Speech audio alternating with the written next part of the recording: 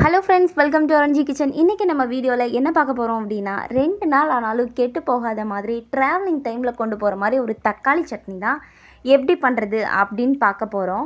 அதுக்கு முன்னாடி நம்ம சேனலை சப்ஸ்கிரைப் பண்ணல அப்படின்னா மறக்காமல் சப்ஸ்கிரைப் பண்ணிக்கிங்க. அப்படியே பெல் ஐக்கானையும் போட்டு வச்சுக்கோங்க.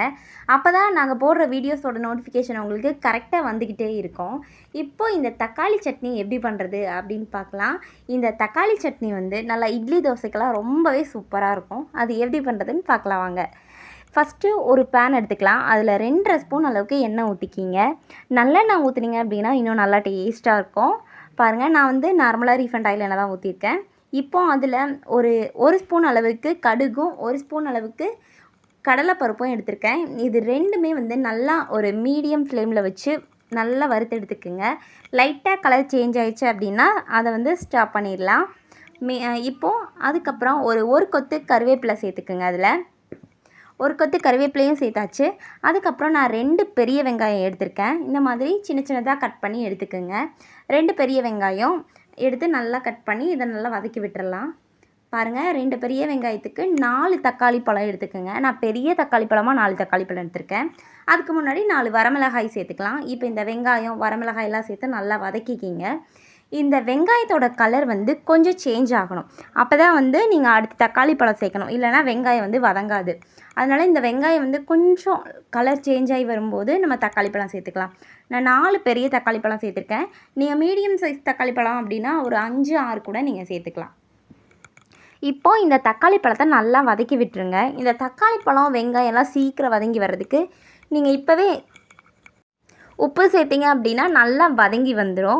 அதனால் 2 வதக்கி விட்டுட்டு நீங்கள் இதுக்கு எவ்வளோ தேவையோ அந்த அளவுக்கு உப்பு சேர்த்துருங்க. பாருங்கள், நான் ஒரு ஸ்பூன் அளவுக்கு இதுக்கு உப்பு சேர்த்துக்கிறேன். உப்பு சேர்த்து நல்லா வதக்கி விட்டுறலாம். இந்த தோல் கொஞ்சம் லைட்டாக சுதுங்கி ஒரு மாதிரி சுருங்கி வரும்ல, அந்த மாதிரி வர வரைக்கும் நீங்கள் தக்காளி நல்லா வதக்கி விட்டுருங்க. அப்போ தான் அந்த பச்சை ஸ்மெல் இல்லாமல் தக்காளி சட்னி ரொம்பவே ஒரு டேஸ்ட்டான இதில் வரும் நமக்கு. இப்போ இந்த தக்காளி நல்லா வதக்கி விட்டுட்டு பாருங்கள், இந்த அளவுக்கு ஆனதும் நீங்கள் ஸ்டாப் பண்ணிடுங்க அடுப்பை. இப்போ இதை நல்லா நீங்கள் ஆற வச்சுருங்க. கொஞ்சம் கூட சூடே இல்லாமல் ஆற வச்சுட்டு இதை ஒரு மிக்ஸி ஜாரில் போட்டு நல்லா வலுவலுன்னு அரைச்சிக்கோங்க. அப்போ தான் இந்த தக்காளி சட்னி ரொம்ப டேஸ்ட்டாக இருக்கும். பாருங்கள், இந்த மாதிரி நல்லா வலுவலுன்னு அரைச்சி எடுத்துட்டு அதுக்கப்புறம் ஒரு பேனில் நல்லா எண்ணெய் ஊற்றிக்கிங்க. நல்லெண்ணெய் ஊற்றுனீங்க அப்படின்னா நல்லா வரும். இதில் ஒரு சீக்ரெட் என்ன அப்படின்னா, இதில் நீங்கள் கொஞ்சமாக புளி சேர்த்திங்க அப்படின்னா நல்லா கெட்டு போகாமல் இருக்கும் சட்னி. அதனால் புளி சேர்த்து இது பண்ணிக்கிங்க. பாருங்கள், ஃபஸ்ட்டு நம்ம எண்ணெய் ஊற்றி கடுகு அதுக்கப்புறம் கருவேப்பிலை சேர்த்து நல்லா பொரிய விட்டு அதுக்கப்புறம் இந்த தக்காளி சட்னியும் கொட்டிடணும். நல்லா இந்த தக்காளி சட்னி சுருங்கி வர வரைக்கும் நீங்கள் நல்லா வதக்கி விடுங்க. பாருங்கள், இதை நல்லா சுருங்கி வந்துச்சு அப்படின்னா கெட்டு போகாமல் இருக்கும் தக்காளி சட்னி. அதுக்காக தான் லாஸ்ட்டில் நம்ம நல்லெண்ணெய் ஊற்றி இதை நல்லா கிண்டுறது. இந்த தக்காளி சட்னியை கொஞ்சம் கூட தண்ணி இல்லாமல் நல்லா இந்த மாதிரி 2 நிமிஷம் கொதிக்க வச்சு எடுத்தீங்க அப்படின்னா தக்காளி சட்னி கெட்டு போகாது.